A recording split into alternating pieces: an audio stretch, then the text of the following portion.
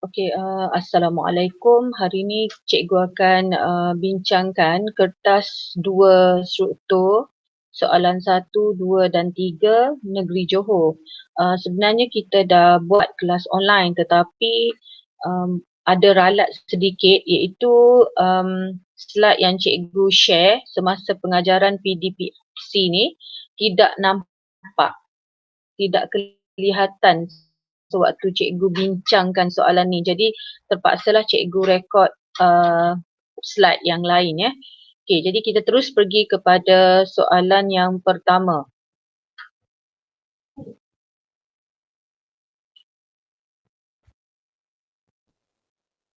Okey, soalan yang pertama, rajah 1 menunjukkan struktur kromosom yang terperinci. Okey, jadi kalau awak tengok di sini ada sel haiwan. Okey, kenapa cikgu kata sel haiwan? Sebab ini adalah sel yang tidak mempunyai dinding sel. Okey, jadi adalah sel haiwan. Kemudian dalam sel haiwan ada nukleus. Dan dalam nukleus, seperti yang kita belajar, nukleus mempunyai maklumat genetik. Jadi dalam nukleus tu ada kromosom dan kromosom itu mempunyai maklumat genetik.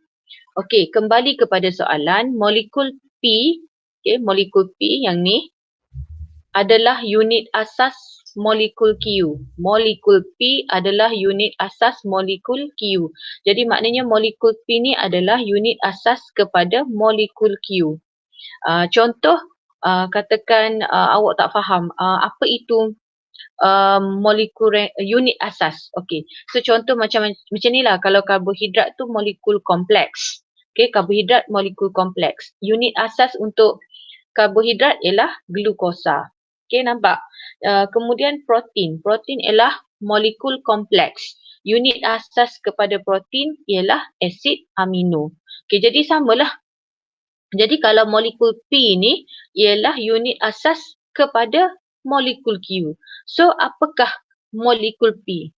P ialah nukleotida dan ia adalah unit asas yang membina molekul Q iaitu DNA. Dan DNA ni ada di dalam kromosom yang membawa maklumat genetik. Kromosom berada di dalam nukleus. Cikgu ulang sekali lagi. Dalam sel ada nukleus, dalam nukleus ada maklumat genetik yang terkandung di dalam kromosom. Jadi dalam kromosom ada DNA. DNA terbina daripada unit-unit asas iaitu nukleotida. Okey, seterusnya. Labelkan S, T dan U. Okey, labelkan S, T dan U. Jadi S, T dan U ini adalah molekul nukleotida iaitu unit asas kepada asid nukleik.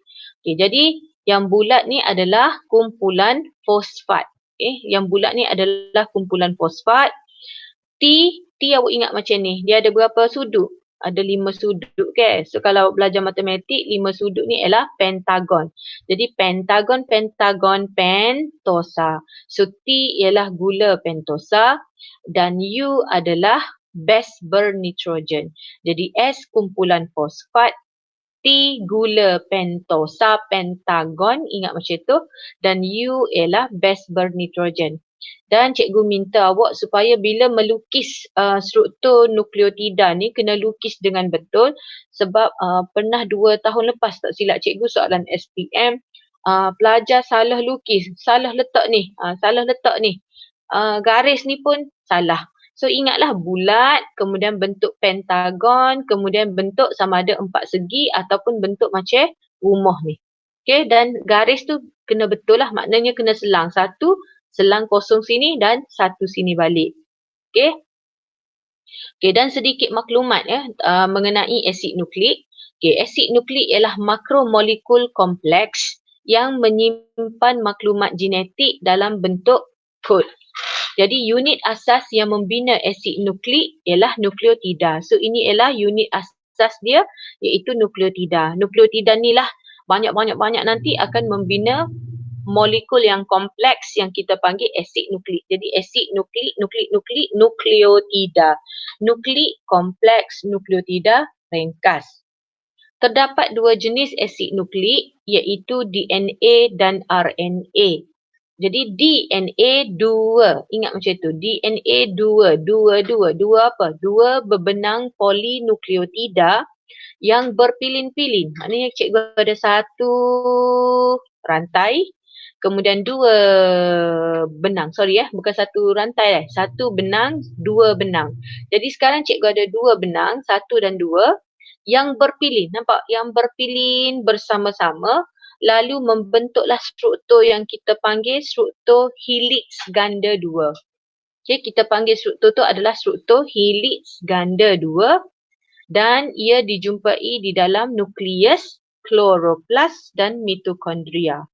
Fungsinya ialah DNA ni fungsinya ialah untuk membawa maklumat genetik dan maklumat genetik itu digunakan untuk sintesis protein. Maksudnya kalau maklumat genetik tu membawa maklumat tentang protein jenis A, maka nanti protein jenis A akan disintesiskan.